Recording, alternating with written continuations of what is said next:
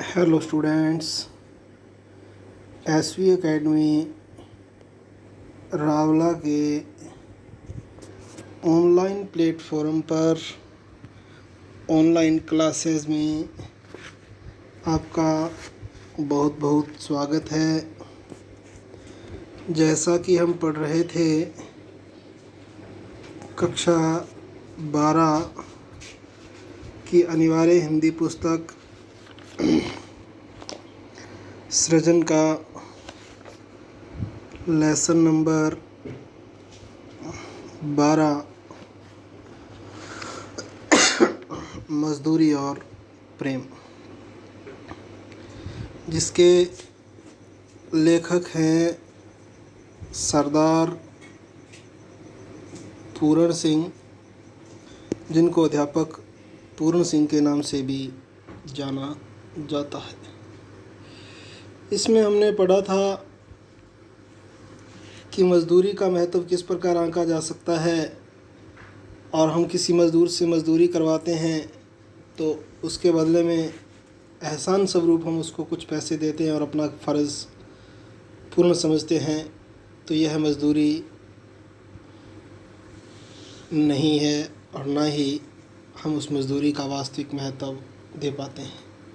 क्योंकि जिस प्रकार इसमें लेखक ने वर्णन किया है कि कोई मज़दूर अपने हाथ, पैर, सिर, मनो मस्तिष्क सब कुछ अपने को समर्पित कर देता है और हम बदले में उसे कुछ पैसे देकर अपना एहसान बनाते हैं, एहसान मानते हैं कि हमने उस पर बहुत बड़ा एहसान कर दिया है, यानी कि उसको रोज़गार दिया है। तो लेखक के अनुसार यह वास्तविक देन नहीं है। वास्तविक देन है उसे प्रेम करना, उसका सत्कार करना, उसकी मज़दूरी को महत्व देना। तो इसके दौरान हम अलग अलग अंश थे, उन अलग अलग अंशों को पढ़ा था। जिस प्रकार हल चलाने वाले का जीवन, एक गडरिये का जीवन, मज़दूर की मज़दूरी, उसके पश्चात अपने पढ़ा मज़दूरी और कला, और अंत में हम आज पढ़ेंगे मज़दूरी और फ़कीरी। इससे पूर्व मज़दूरी और फ़कीरी से पूर्व हमने पढ़ा था मज़दूरी और कला, और इसमें अंतिम लाइन हमने पढ़ी थी जो बहुत ही खूबसूरत लाइन थी कि धर्म, योग, शुद्ध आचरण, सभ्यता और कविता आदि के फूल इन्हीं मज़दूर ऋषियों के उद्यान में प्रफुल्लित होंगे, यानी कि कहने का मतलब है पुष्पित और पल्लवित होंगे, अर्थात मज़दूरों का महत्व बहुत ज़्यादा बढ़ेगा। तो आगे आज के लिए टॉपिक है मज़दूरी और फ़कीरी। तो इसको पढ़ते हैं हम आज, मज़दूरी और फ़कीरी को। मज़दूरी और फ़कीरी का जो महत्व है वो लेखक के अकॉर्डिंग थोड़ा नहीं, मज़दूरी और फ़कीरी मनुष्य के विकास के लिए परम आवश्यक है। मज़दूरी और फ़कीरी मनुष्य के विकास के लिए परम आवश्यक है, यानी कि बहुत ज़रूरी है। बिना मज़दूरी किए फ़कीरी का जो उच्च भाव है वो शिथिल हो जाता है। शिथिल का मतलब होता है कमज़ोर पड़ जाता है, अर्थात फीका पड़ जाता है। फ़कीरी भी अपने आसन से गिर जाती है, और जो व्यक्ति की बुद्धि है, अकल है, उसकी मति है, वो भी बासी पड़ जाती है, बदबूदार हो जाती है। और इस बात से हम सभी परिचित हैं कि जो बासी चीज़ें होती हैं वो अच्छी नहीं होती, वो स्वास्थ्य के लिए, मानव जीवन के लिए, उसके विकास के लिए हानिकारक होती है, कष्टदायक होती है। कितने ही उम्र भर बासी बुद्धि और बासी फ़कीरी में मगन रहते हैं, और बहुत सारे यानी कि कितने ही बहुत सारे यानी कि उनकी संख्या भी अनिश्चित है कि वो उम्र भर बासी बुद्धि और बासी फ़कीरी में मगन रहते हैं, परंतु इस तरह मगन होना किस काम का, यानी कि यह मगनता भी, यह तल्लीनता भी किसी काम की नहीं है, इसका कोई विशेष महत्व नहीं है, यानी कि ये किसी काम के नहीं है। हवा चल रही है, जल बह रहा है, बादल बरस रहा है, पक्षी नहा रहे हैं, फूल खिल रहे हैं, घास नई, पेड़ नए, पत्ते नए, मनुष्य की बुद्धि और फ़कीरी ही बासी। यानी कि मनुष्य की बुद्धि और फ़कीरी, उसका जो संतजन है, उसकी जो सज्जनता है, वही सब बेकार है, बाकी सब चीज़ें हो रही है, ठीक है। जैसे हवा चल रही है, जल बह रहा है, बादल बारिश कर रहे हैं, पक्षी पानियों में नहा रहे हैं, फूलों का खिलना, घास, नए पेड़, नए पत्ते, ये सब मनुष्य की बुद्धि और फ़कीरी ही बासी। ऐसा दृश्य तभी तक रहता है जब तक बिस्तर पर पड़े पड़े मनुष्य प्रभात का आलस्य सुख मनाता है। ऐसा दृश्य तभी तक रहता है, ऐसा जो नज़ारा है, ऐसा जो दृश्य है, ऐसा जो सीन है, ऐसा जो चित्र है, वो तभी तक रहता है जब तक बिस्तर पर पड़े पड़े मनुष्य प्रभात का आलस्य, प्रभात यानी कि सुबह का जो आलस्य है, उसमें सुख मनाता है, आनंदित होता है। बिस्तर से उठकर ज़रा बाग की सैर करो, यानी कि मॉर्निंग वॉक करो, सैर सपाटा करो सुबह सुबह। फूल की सुगंध लो, यानी कि जो ताज़ा ताज़ा फूल खिले हुए हैं उनकी खुशबू ग्रहण करो, अपने अंतर्मन तक जाने दो, उसको ग्रहण करो, उसका आनंद लो। ठंडी वायु में भ्रमण करो, क्योंकि जब सुबह सुबह हम घूमते हैं तो वायु भी बड़ी ठंडी होती है, वातावरण बड़ा शुद्ध होता है, तो ठंडी वायु में भ्रमण करो। वृक्षों के कोमल पल्लवों का नृत्य देखो, वृक्षों के जो कोमल पल्लव हैं, यानी कि नए नए जो पत्ते उस पर निकलते हैं, उनका नाच देखो, उनका नृत्य देखो, उनकी खुशी देखो। अर्थात वो सब चीज़ें हमें आनंदित करने वाली है, हमें प्रसन्न करने वाली है, हमारी खुशी में चार चांद लगाने वाली है। पल्लवों का नृत्य देखो तो पता लगे कि प्रभात समय जागना बुद्धि और अंतःकरण को तरोताज़ा करना है। प्रभात समय जागना बुद्धि और अंतःकरण को तरोताज़ा करना है, और बिस्तर पर पड़े रहना उन्हें उसे बासी कर देना। यानी कि कहने का मतलब ये है कि सुबह प्रातःकाल उठ के हमें सदैव ही बाग बगीचों की सैर वगैरह करनी चाहिए, वो मॉर्निंग वॉक यानी कि प्रातःकालीन भ्रमण, ठीक है। ताज़े ताज़े जो फूल खिले हैं उनकी खुशबू ग्रहण करो, ठंडी ठंडी हवा, सुबह सुबह का वातावरण बड़ा शुद्ध होता है, उसका आनंद लो, उसमें भ्रमण करो। वृक्षों के जो कोमल पल्लवित हैं, पत्ते हैं, जो नए पत्ते उगते हैं, उनका नाच देखो, उनकी खुशी देखो। और इस समय, और इसे ही कहते हैं प्रभात समय जागना बुद्धि और अंतःकरण को क्या करता है, तरोताज़ा करता है, पुष्पित और पल्लवित करता है, यानी कि हमें प्रसन्न करता है। और वह बिस्तर पर बड़े रहना उसे क्या कर देता है, बासी कर देता है।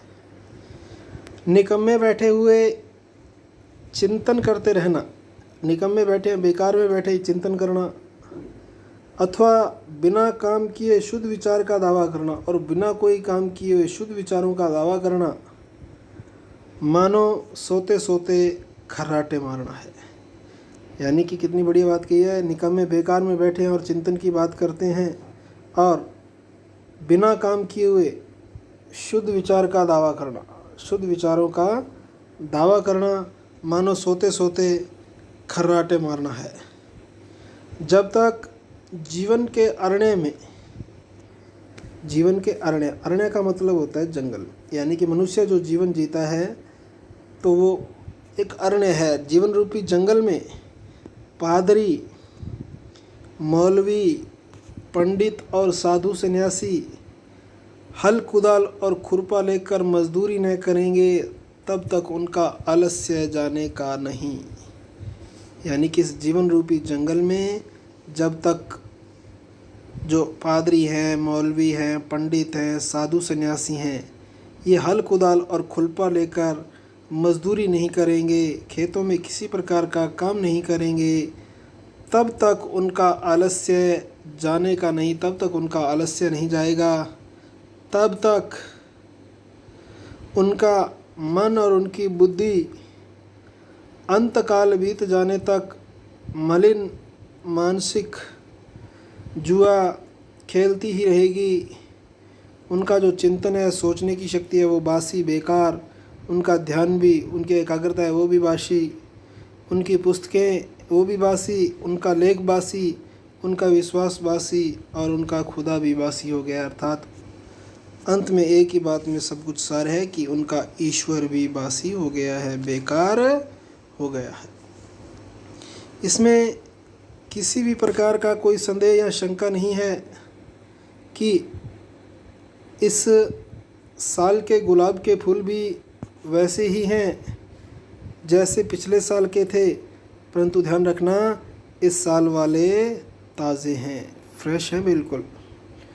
इनकी लाली नहीं है, इनकी सुगंध भी इन्हीं की अपनी है।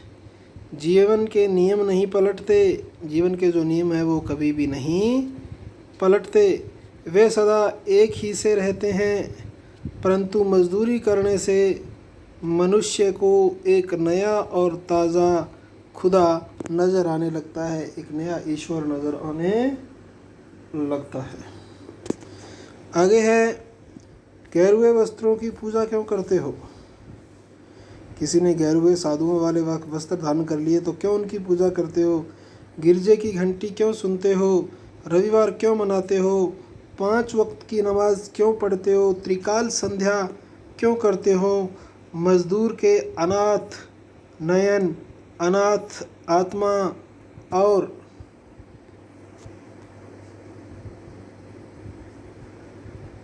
अनाश्रित जीवन की बोली सीखो, फिर देखोगे कि तुम्हारा यही साधारण जीवन ईश्वरीय भजन हो गया है, ईश्वर का भजन हो गया है, उसका सिमरन हो गया है, उसका सुमरन हो गया है।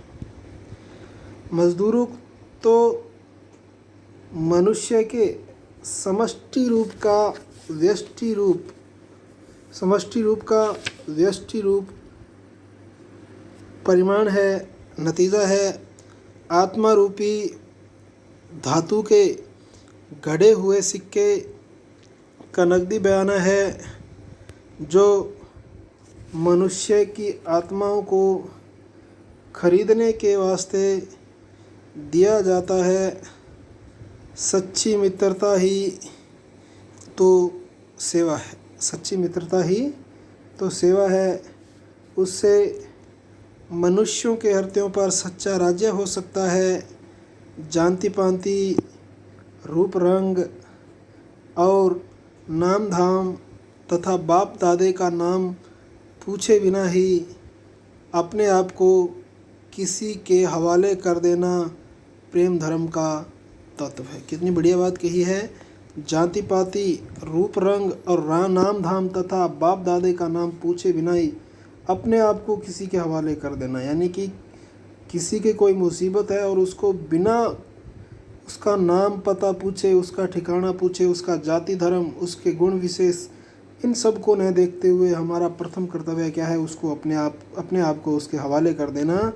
यह प्रेम धर्म का तत्व है, यही प्रेम धर्म का तत्व है, यानी कि यही वास्तविक मूल्य है मजदूरी का। जिस समाज में इस तरह के प्रेम धर्म का राज्य होता है, उसका हर किसी को बिना उसका नाम पूछे ही पहचानता है, क्योंकि पूछने वाले का कुल यानी कि समुदाय, समाज, मज़हब और उसकी जात वहाँ वही होती है जो जिससे कि वह मिलता है। वहाँ सब लोग एक ही माता पिता से पैदा हुए भाई बहन हैं। अपने ही भाई बहनों के माता पिता का नाम पूछना क्या पागलपन से या मूर्खता से कम समझा जा सकता है? यह सारा संसार एक कुटुंबवत है, यानी कि संपूर्ण पृथ्वी ही मेरा, वसुधैव कुटुंबकम। भारतीय परंपरा है ना, वसुधैव कुटुंबकम, यानी कि पूरी वसुधा, पूरा धरती ही मेरा परिवार है। तो यह सारा संसार एक कुटुंबवत है।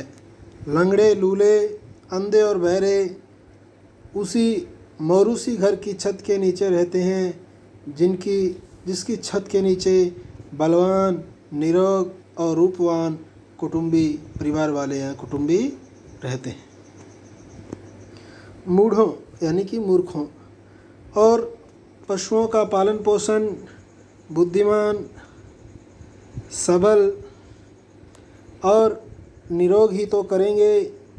आनंद और प्रेम की राजधानी का सिंहासन सदा से प्रेम और मजदूरी के कंधों पर ही रहता आया है।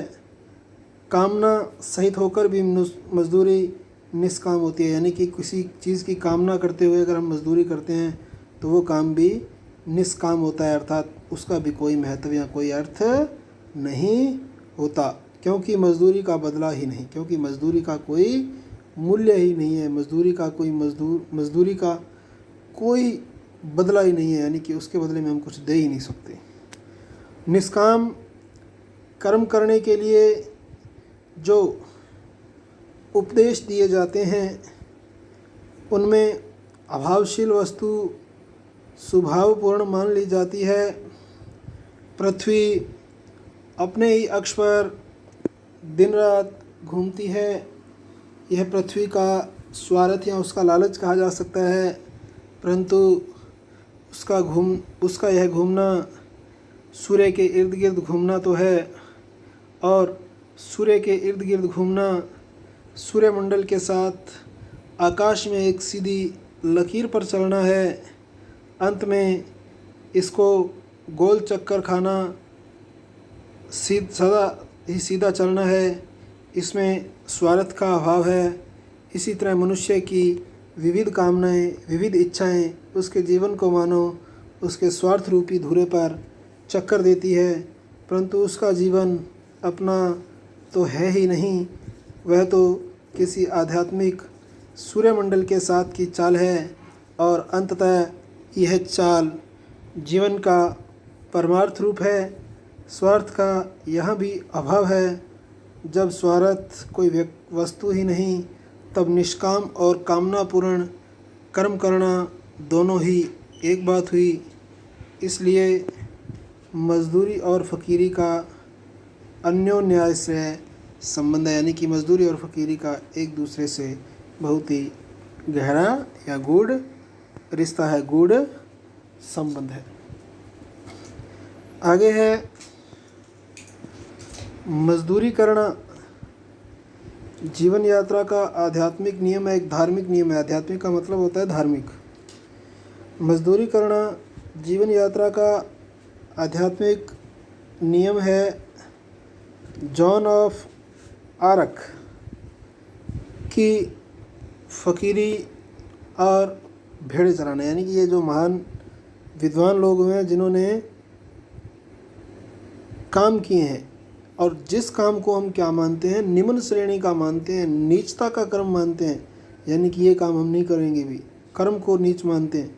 तो एक विशेष बात ध्यान रखने योग्य यही है कि कोई भी कर्म निम्न श्रेणी का नहीं होता, नीचा नहीं होता। कर्म मनुष्य का, काम मनुष्य का कर्म है। ठीक है, तो मजदूरी करना जीवन यात्रा का आध्यात्मिक या धार्मिक नियम है। जॉन ऑफ आर्क की फ़कीरी और भेड़े चराना, वो फ़कीर था, उसके साथ साथ क्या करता था, भेड़े चराना था। टॉलस्टॉय का त्याग और जूते गाड़ना, टॉलस्टॉय ने सब कुछ त्याग दिया और जूते गांठे। उमर खयाम का प्रसन्नतापूर्वक बड़ी खुशी तंबू सीते फिरना। खलीफा उमर का अपने रंग महलों के अंदर, यानी कि अपने महलों के अंदर चटाई आदि बुनना। ब्रह्मज्ञानी, देखो कितनी बढ़िया बात कह रहा है, ब्रह्मज्ञानी कबीर और रविदास का शूद्र होना। कबीर और रविदास दो ऐसे संत हुए हैं जिनको शूद्र माना गया है, और फिर भी वो कैसे थे, ब्रह्मज्ञानी थे, ईश्वर का ज्ञान रखने वाले थे, यानी कि ईश्वर के समान लोग उनको पूजते हैं, और आज भी उनकी पूजा अर्चना ईश्वर के समान की जाती है। गुरु नानक और भगवान श्री कृष्ण का मूक पशुओं को लाठी लेकर हाँकना। सिखों के प्रथम गुरु नानक और भगवान श्री कृष्ण का मूक पशुओं को, पशु मूक होते हैं यानी कि वो चुपचाप चलते हैं बिना बोले चाले, पशुओं को लाठी लेकर हाँकना सच्ची फकीरी का अनमोल भूषण है, अनमोल गहना है, अनमोल रतन है। तो ये था आपका लेसन जो पूरा हुआ। इसमें जो प्रश्न है वो आपको करने होंगे और साथ ही साथ बढ़िया तरीके से याद करने हैं। तो आगे जो लेसन है उसको हम आगामी ऑनलाइन क्लास के दौरान पढ़ेंगे। तो आज के लिए स्टूडेंट्स इतना ही। बहुत बहुत धन्यवाद। जय हिंद, जय भारत।